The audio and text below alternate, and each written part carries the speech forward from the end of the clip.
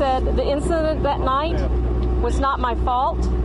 I did not have a gun. And that's when he told his friends to continue the fight and look deeper into this case so you can really find the truth. For those about to take my life, may God have mercy on your souls. May God bless your souls. And to the McPhail family, he said, of course, I did not personally kill your son, father, and brother. I am innocent. Welcome back to The Ed Show on MSNBC and our continuing coverage of the execution of Troy Davis. Joining me now is Alan Ault, retired director of the Georgia Department of Corrections and former warden of the Georgia Diagnostic and Classification Prison, where he oversaw executions for the state of Georgia. Mr. Ault, thanks for your time tonight. Please describe what happened today from your understanding of how this unusually plays out.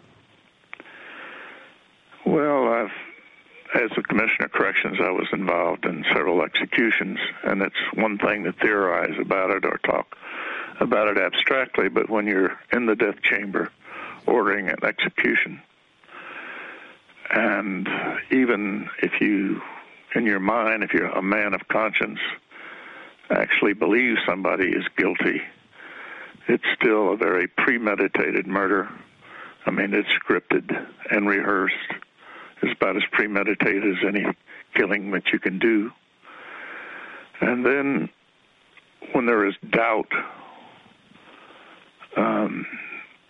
either way, it exacts a heavy toll on those who are charged by the state to execute somebody. This hit close to home since in the 70s I was a warden there, and in the 90s I was asked as Commissioner of Corrections to execute several people. Several of my colleagues who have been involved in execution in other states feel as I do. Now I'm a dean of a college of justice, so that's ironic, but I know all the research, and I know how unevenly the death penalty is applied, the thousands of variables that go into it, and I know that it does not deter. And if somebody asks you to wreak vengeance for somebody else, I think that's asking too much. All the civilized world, except the U.S., have banned the death penalty years ago.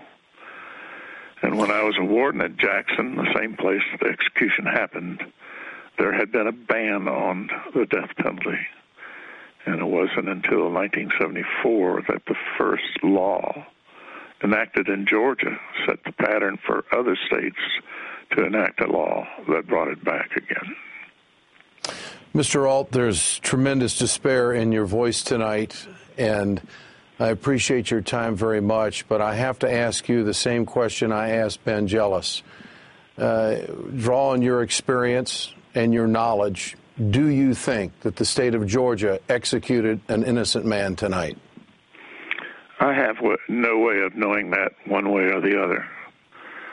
But I think that we have found so many in the last years with scientific advances that were innocent, that we continue to execute people when there's doubt. I don't think that has anything to do with justice. Mr. Ault, what about the unusual circumstances surrounding all of this?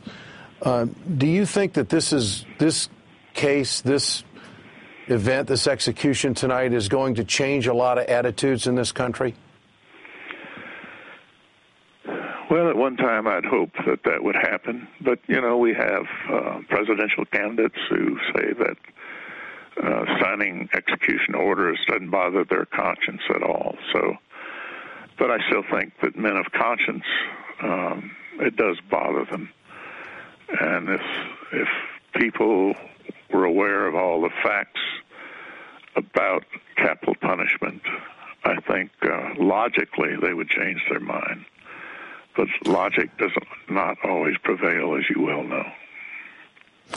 Dr. Ault, stay with us. Let's bring back Rachel Maddow, who wants to ask you a question tonight. Rachel? Thanks, Ed. I appreciate the chance to do this. Dr. Ault, I'm grateful to have you with us tonight. You signed on to a letter today asking Georgia corrections officials to reconsider this case, specifically highlighting the toll that this would take on corrections officers and other people in the correction system involved in this execution, saying that you understand from your own personal experiences the awful lifelong repercussions that come from participating in the execution of prisoners. I wondered if, just in terms of those of us who know and care about government workers and people who are public servants and working for corrections departments, if you could describe what you meant by that, the kind of repercussions this might have for people who work in the system.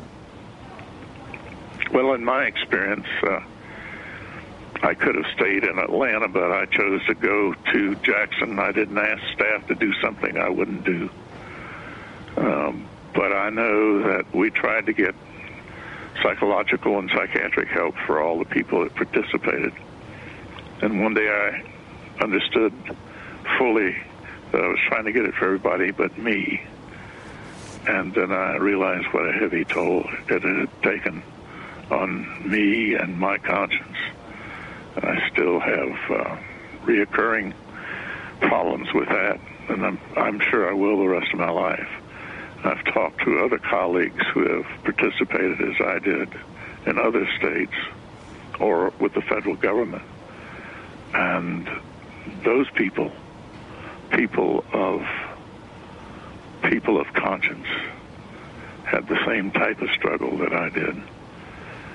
If I thought that it actually detoured, and I tried to use that rationale when I was participating, that I thought if I'd save one life, maybe it was worth it.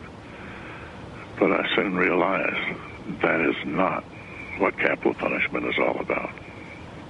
Dr. Ault, you highlighted in this letter you wrote to corrections officials in Georgia today, with other wardens of death row prisons, I should mention, but you highlighted the particular toll on corrections officials when there is a case of doubt, or when there is a case of a prisoner who is to be executed who maintains his or her innocence until the very end. But when I hear you talking about it tonight, I hear you not using those qualifications just about prisoners who maintain their innocence. Do you think that that type of toll for corrections staff or people involved in executions is just about executing people, even in cases where there isn't doubt about guilt or innocence?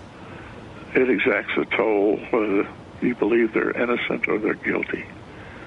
You're actually killing somebody. Now, there are people without conscience, psychopathic type people, some of them politicians, and sadists who would volunteer. I mean, I had letters volunteer to kill people. But I think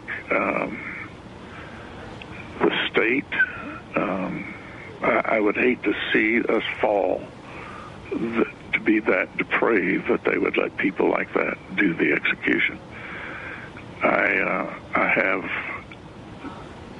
after I've reviewed all the research as a professor and as a dean, and I know that it does not deter crime, I can't see the justification.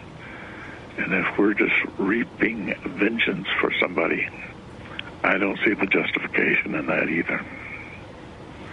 I've talked to a lot of families of victims who didn't feel fulfilled after the execution took place. I can't speak for all the families of victims, but I know I've talked to many. Dr. Ault and Rachel Maddow, thank you for staying with us.